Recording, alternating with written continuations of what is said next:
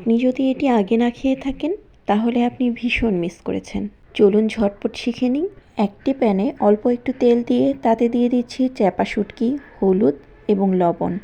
এবারে শুটকিটাকে ভেজে তুলে নেব। এবারে প্যানে একটু তেল দিয়ে তাতে রসুন কুচি এবং পেঁয়াজ কুচি দিয়ে দিচ্ছি হলুদ গুঁড়ো এবং লবণ। এবারে এটাকে ভেজে নেব। যখন পেঁয়াজ এবং রসুন সেদ্ধ হয়ে আসবে তখন এটাকে তুলে নেব। যদি কাঁচামরিচ ব্যবহার করতে হয় তাহলে এর সাথেই কাঁচামরিচটাও ভেজে নেব, তবে আমি এখানে কাঁচামরিচ ব্যবহার করছি না।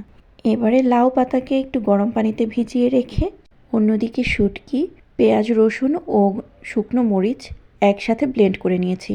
এবারে লাউ পাতা বিছিয়ে নিয়ে তাতে শুটকি দিয়ে ভাজ করে নিচ্ছি। যদি লাউ পাতার সাইজ বেশি ছোট হয় তাহলে এভাবে দুটো পাতা একসাথে করেও ভাজ করা যাবে।